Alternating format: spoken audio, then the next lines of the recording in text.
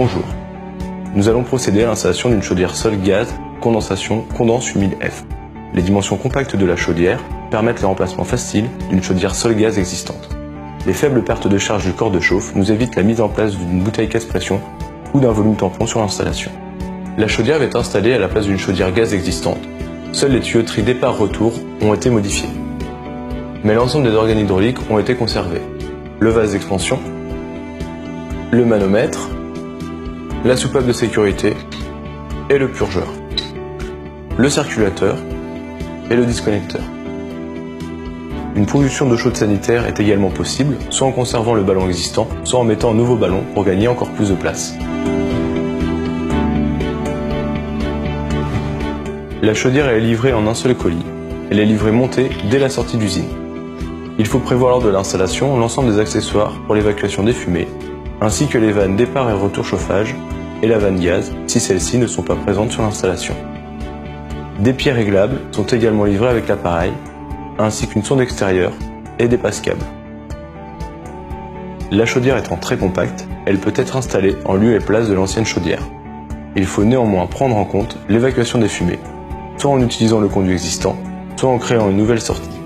Se référer à la notice technique pour l'ensemble de ces informations. Pour s'assurer du bon fonctionnement de la chaudière dans le temps, il faut impérativement rincer l'installation avec des produits appropriés et compatibles aluminium-silicium. Une fois le lieu d'installation défini, il faut retirer la façade de l'appareil. Pour cela, dévisser les deux vis du dessus. Puis incliner la façade vers l'avant et tirer vers le haut. La chaudière ne requiert aucune exigence hydraulique, ni bouteille de mélange, ni débit minimum, grâce aux faibles pertes de charge et à un important volume d'eau du corps de chauffe.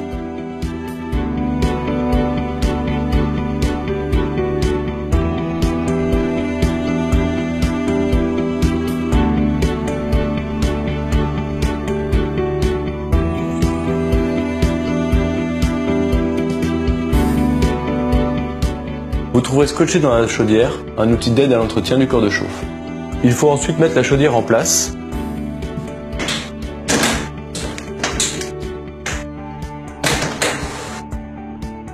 Puis mettre le pied réglable pour mettre la chaudière de niveau pour éviter la formation d'air dans la chaudière et assurer le bon écoulement des condensats. La chaudière est maintenant en place, il suffit de raccorder le départ chauffage,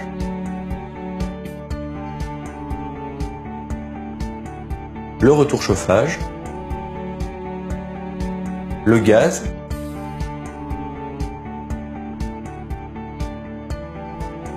puis l'évacuation des condensats. Ne pas oublier de mettre en place un robinet de vidange à l'emplacement prévu et de bouchonner les sorties non utilisées. Je peux maintenant installer la ventouse. Dans notre cas, ça sera une ventouse verticale de type C33. Dans cette configuration, la longueur ventouse ne doit pas dépasser 15 mètres pour les chaudières de 22 kW. Toutes les autres configurations sont dans les tarifs et dans les notices techniques.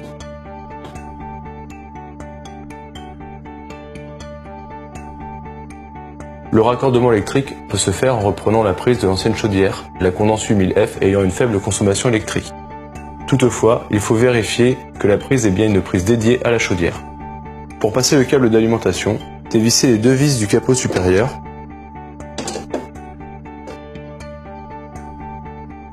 et soulevez le couvercle. Dévissez ensuite les 4 vis situées à l'arrière de l'appareil.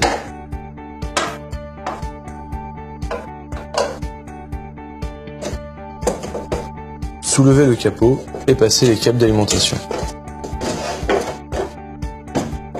Raccordez les fils d'alimentation sur la prise blanche NETS.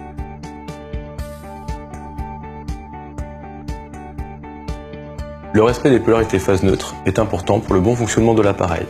Pour cela, avec un multimètre, vérifiez 230 volts entre la phase et la terre et 0 volts entre le neutre et la terre. L'étape suivante est la connexion du circulateur. Pour cela, passez le câble d'alimentation comme fait précédemment.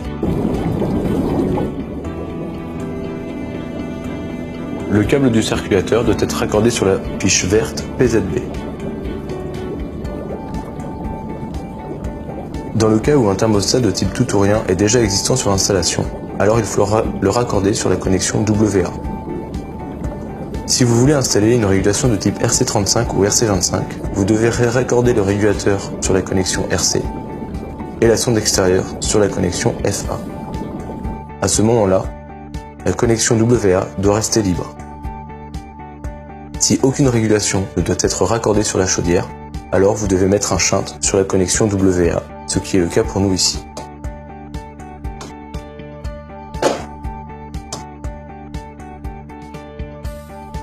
Le raccordement électrique est maintenant terminé. On peut remonter à la partie supérieure de la chaudière.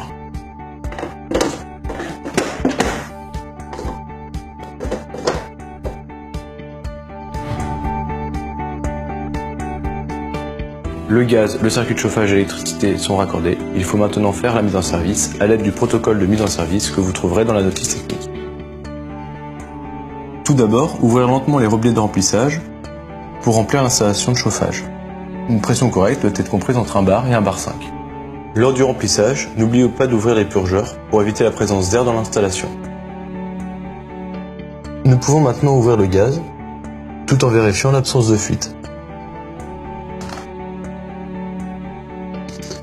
Il faut également vérifier que la chaudière soit bien raccordée sur le bon type de gaz. Lors de la mise en service, pour éviter l'échappement des gaz brûlés, il faut retirer le siphon, le remplir d'eau,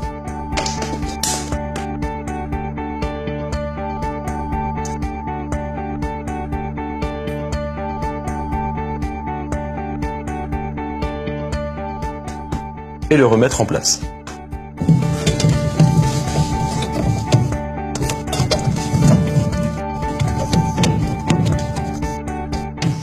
La chaudière peut maintenant être mise sous tension. Pour cela, pressez le bouton ON.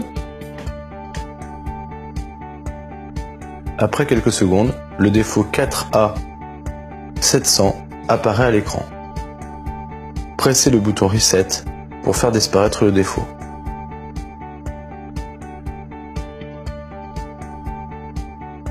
L'écran affiche alors la température de départ chauffage. Chaque appui sur la touche menu permet de connaître une nouvelle information. Ici, la température départ chauffage, puis la pression de l'installation, ensuite l'état actuel de la chaudière, et de nouveau la température départ chauffage. Le potentiomètre chauffage, qui est le potentiomètre de droite, permet de régler la température départ chauffage de 30 à 90 degrés, et le potentiomètre sanitaire permet de régler la température de 30 à 60 degrés. Il est important de positionner les potentiomètres sur la position automatique en cas de RC35 ou de RC25. Pour la suite, il faut vérifier la pression d'arrivée de gaz et faire l'analyse de combustion. Pour cela, dévissez la vis à l'arrivée du bloc de gaz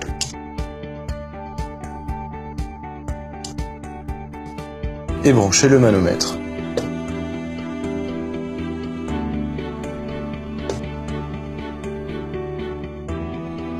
Appuyez sur la touche ramoneur pour faire apparaître un point rouge fixe en bas à droite de l'écran. La chaudière part alors en pleine puissance. La valeur lue sur le manomètre doit être comprise entre 17 et 25 millibars. Si la valeur de pression est correcte, vous pouvez introduire l'analyseur de combustion dans la sortie des fumées. Dévissez le bouchon et mettre la canne de mesure.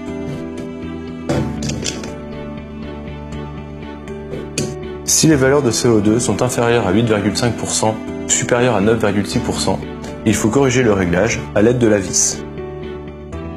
Visser permet de diminuer le CO2. Dévisser permet d'augmenter le CO2.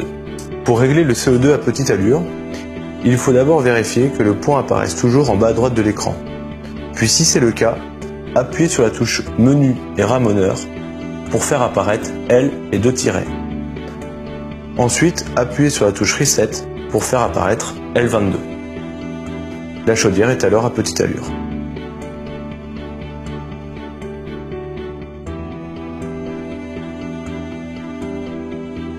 Retirez la vis de protection du réglage du Mini. Puis, si les réglages sont inférieurs à 9% ou supérieurs à 9,6%, corrigez le réglage. Appuyez sur la touche Menu pour faire apparaître la température départ chauffage. Puis, appuyez sur la touche ramoneur pour faire disparaître le point en bas à droite. L'analyse de combustion est maintenant terminée. la dernière étape de la mise en service est le réglage du tableau électrique. Pour accéder au menu, appuyez sur la touche ramoneur et menu.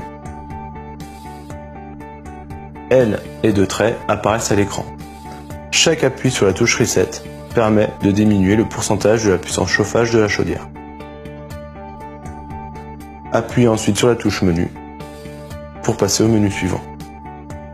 Le menu suivant est le menu F qui correspond au temps de circulation du circulateur. Chaque appui sur la touche Reset permet de diminuer le temps de post-circulation et l'appui sur la touche ramoneur permet d'augmenter le temps de post-circulation.